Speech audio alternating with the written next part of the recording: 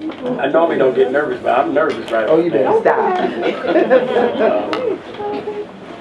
I just want to say welcome. I'm Tracy Hunter Hayes, the library director. But what we're going to do is interchange and make sure this is student-centered, but at the same time enjoyable for all of us. First, we're going to have Mr. Junior. He's going to bring a welcome.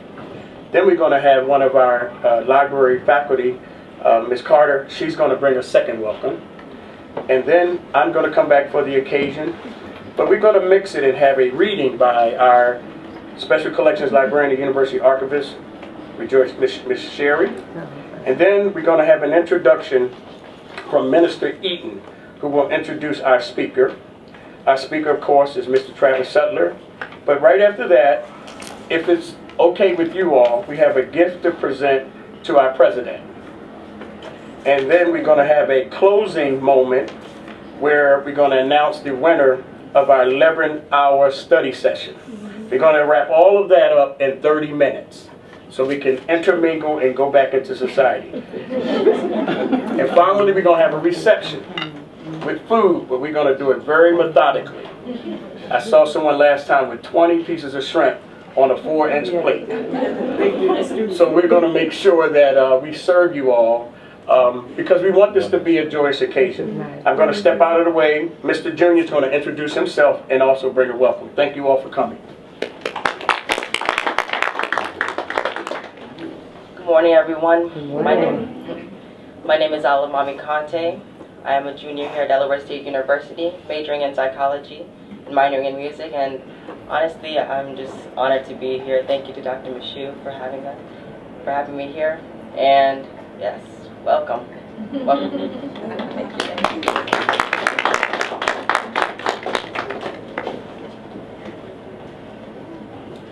Hello, everybody. Hello. Thank you again for coming out. A special thank you for our special guest, Dr. Michoud, as well. My name is Manifa Carter, and I'm a reference librarian who works here at Delaware State University. I've been here for about 7 years or so. This is the first year the library is doing its Hornet Heroes Speaker Series, and I'm happy to be a part of that as well as doing this introduction.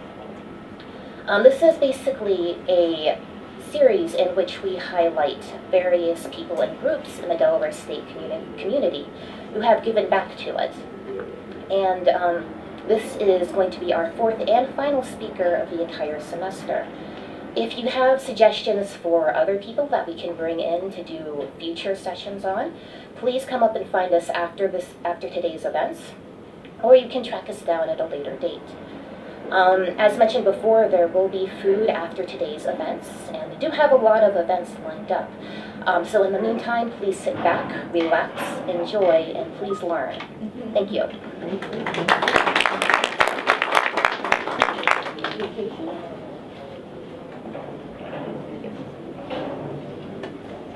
As we set the occasion, they took a chance. They hired me. And then I came up with these thoughts that we had done at Rutgers University in Maryland Eastern Shore. But the emphasis always is on the engagement of our students. So as we set this environment, everything we do, when we purchase a book, we're thinking about patrons and students. When we set programming, we're talking about patrons and students.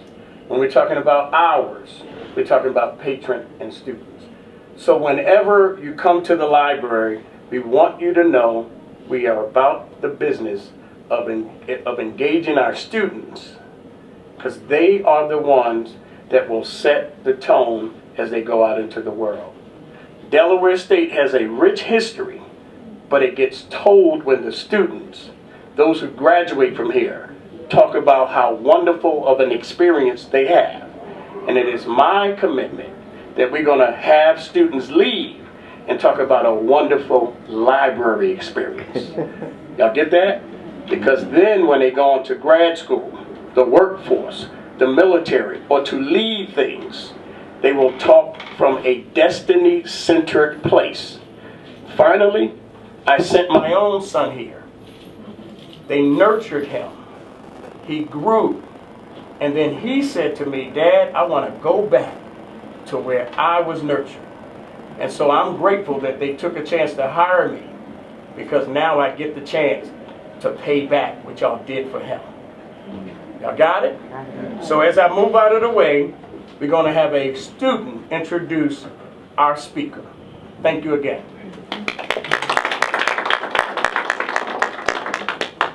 Hello, everyone. My name is Minister Shabazz Eaton, and I am a transfer student here from University of Delaware. It's my first semester, and I'm a music education major. And I'm here to introduce the speaker. So I'm excited to introduce the speaker for our third installation of the Hornet Heroes Lecture Series, Mr. Travis M. Sudler, University Fellow for the Office of Student Success at Delaware State University. The lecture series is a presentation of engaging discussions that highlight speakers that have made a contribution to the Delaware State University legacy and beyond. Mr. Sudler was raised here on the campus of the HBCU. He is the son of Dr. Wilma Mashu and the late Roy Sudler Sr., the grandson of the late Dr. Luna Isaac and Hattie Bernice Mashu, and the late Stanford Sudler and Ruth Helena Waters. Higher education is in his lineage. He received his education and poured back into the community. He received and poured back legacy. He has proudly worked with several community organizations and institutions, YMCA of Delaware, Upward Bound, and the Intensive Summer Science Program at Delaware State University.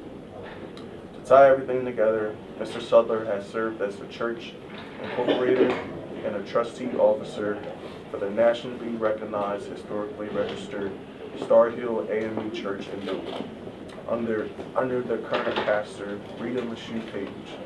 His motto is, I will work with you, not against you, or I just won't work at all. And his favorite Bible verse is Romans 12:3 through 8. And that is our speaker.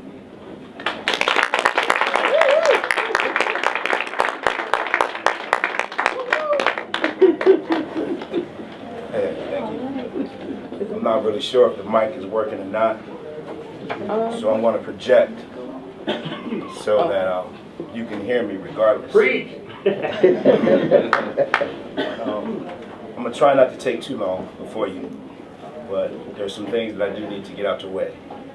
Before I get started, I would like to take the time to thank Dr. Hunter Hayes and the Delaware State University Library faculty and staff for finding me a worthy person to be a Hornet Hero Dialogue speaker. What have I done to deserve to be a Hornet Hero? Well, hopefully I can just mention little things and you can make the decision if I'm a hero or not. But it's never an easy task to stand before a diverse group of people who focus in on just what is being said. And then they wonder, what in the world did this have to do with me? Why is this person in front of me? Am I here to really hear him, or is it the food that's just bringing me here? Well, I promise I won't take too long. Though our topic involves a case of longevity, legacy. Is there anyone who can tell me, or just think of a good meaning of legacy, what it might mean to you? You don't have to answer that right now. We can meet in my office on the second floor if you need to, 223B. Is there anyone who might think that legacy is important or is not important to them, or is just for few folks? Well, who is the legacy path for? Well, I like to refer to what Martin Luther King Jr. said. He spoke the timeless phrase, like anybody, I would like to have a long life. Longevity has its place. Well, today I'm not here to talk about Martin Luther King Jr. and his rich legacy of civil rights and how he helped open doors that could not have been opened without struggle, determination, passion, and compassion, without the blood, sweat, and the tears. No, I'm not here for that. I'm here to discuss the making of your legacy and the continuance of another. To create legacy, it starts with a question to oneself: what must I do to have or create a legacy that will be so influential to my peers or my environment in order to leave a lasting impression for others to see, reflect on, or even build upon? What will you leave behind? Who will you leave it for? What type of profound impact will you make that can last for generations to come?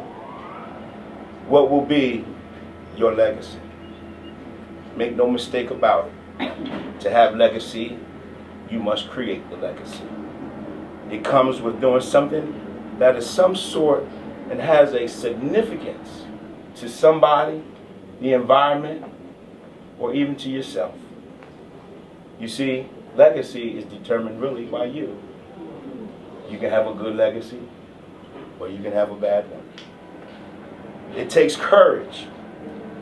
It takes the leap of faith that you hear folks speak about. You see, it's like thinking of that good old dash that comes in between those dates. At the end of the day, what did the dash represent for you? At the end of the day, what will you leave behind? At the end of the day, will the legacy you create have longevity? There's an old proverb that says, a good person leaves an inheritance for their children's children, but a sinner's wealth is stored up for the righteous. For myself, it's like being caught between a rock and a hard place. Both sets of my grandparents come from families of strong legacies. The Sudler family established residence in Delaware Territory over 260 years ago, before the Revolutionary War, before the establishment of the United States government. It was said that John Wesley Sudler had forbidden relations with the indigenous community. Well, I think we all know what that's about. My grandfather, Stanford Sudler, was a sibling of 15 children, who he himself fathered 19. So you can imagine the number of cousins that I have around here. A family of builders, soldiers, nurturers, preachers, so on and so on. And of course, everybody's family has the opposite. We are not immune from life's disparities. So those are some of the things that help you want to build legacy and continue those who have been struggling for your right. So, I have so many relatives. Some of my uncles had to leave town to find their wives and have a family. It's very tribal around here at these parties. On the other hand, the Minshew legacy has been here for more than 55 years. Tribal too. A family of preachers, educators, soldiers, businessmen, and women. This family has a lot of what I call first-timers.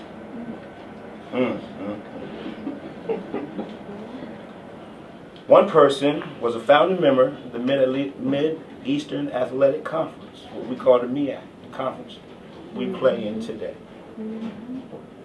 Another founding member of the nursing department located here at Delaware State. Then it was college, now university. Another family member played an instrumental part in renaming the street that runs downtown Dover, Martin Luther King Jr. Street, down in the capital of the first state. Wow. And of course, there is the Hall of Famer, who is the first female president of this historical institution located within the 4th District of Dover, the district whose representative is my brother, the Honorable Roy Sudler Jr., councilman of the 4th District of Dover, Delaware. So you can imagine things that I hear about all the time.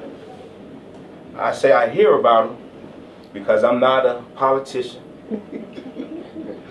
I'm not college president. I'm not a Tuskegee Airman. But those things fall in my family. And those are legacies that I can look to when creating my own. You see, creating my own will help me with the continuance of another. And that's what happens. You create your own legacy and you pass it on. And those you teach values and morals to, they create their own legacy, and the values and morals that you give help the continuance of your legacy. Legacy is a powerful thing. So the expectations are high. The warning came from Luke the evangelist. To whom much is given, much will be required. And ones who has been entrusted with much, much more will be asked. See, I understand the expectations. And I understand that the challenges are a part of the growing process. However, I've come to find out that growth is shown through the decision making. It will be the decision making that makes legacy. It will continue to take good decision making to continue a legacy. We all have a legacy that we are all a part of. And I call it the legacy of mankind. It involves the strive for peace, love, and happiness. A legacy to pick each other up when we are down, to console each other when a friend is needed. A legacy of inclusion, not exclusion. To embrace and not oppress. Therefore, we all have the legacy to work towards or continue. So, when you create your list of goals, when you have your top 10 list, try to keep legacy at the number 10 spot. However, for the number 1, write down decision making. Let the rest of the spots 2 through 9 be filled with things you think it will take to get to the number 10 spot, called legacy. Use a pen, not a pencil, because when we use a pencil, we like to erase it. I call that cheating. You erase and write over top, you really can't see what was underneath. However, use a pen. As you go through your walk, your dash, there will be some things that you might need to scratch out and replace. When you start to see a lot of scratches, don't be discouraged. You might be a person who needs to do a lot of scratching. Just know that you're working on your decision making. This is needed to make it to that 10th spot. The need to be and to make your legacy and to continue on somebody else's. So,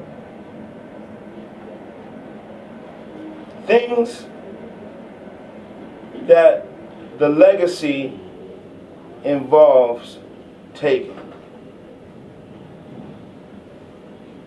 It involves taking a lot of giving. You want to have a legacy, you want to continue a legacy, you have to give of yourself, your time, your service. You have to give back, like Dr. Hunter Hayes mentioned. It took me a little while to come to that realization. I grew up here at Delaware State College, now University, and it was born in my blood that I guess I am to follow family trait. Well, I have to create my own legacy if I need to continue on another legacy. And I'm proud to have Delaware State University in my history as my family. And this truly is my home. So when you roam these walkways on campus, you may not see my name, but know that I was born here in Dover. My first infant nights was in the White House. That's my White House. Okay? That is my home. On my birth certificate, it says place of residence, Delaware State College. On my birth certificate. I can't give that to you because that's worth money. But my brother and I were taught always to listen, give back, have compassion for those who face disparities, and to try and help out wherever we can. And that's what I'm going to try to do. Continue to help out with mankind, knowing that Delaware State University has put something in me that has to resonate with others in order to continue this legacy. So, if you have any questions regarding legacy and my past, maybe some of my family's past, you can ask me. If you don't want to, you can ask some of my family members around here who work at Delaware State University as well.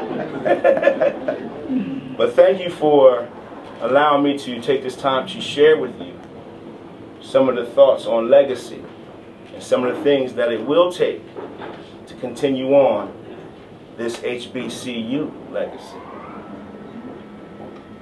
Delaware State University does not operate just because the sun comes up.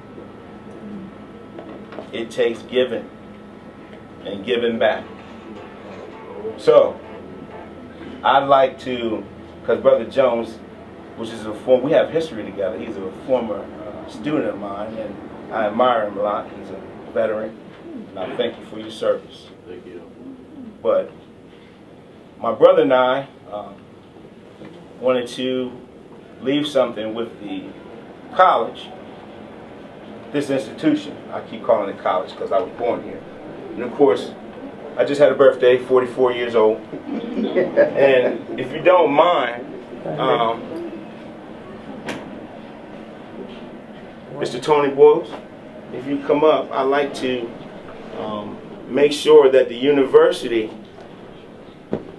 receives what my brother and I have set out to start doing on the regular. And we come to offer the Legacy Scholarship, $1,000.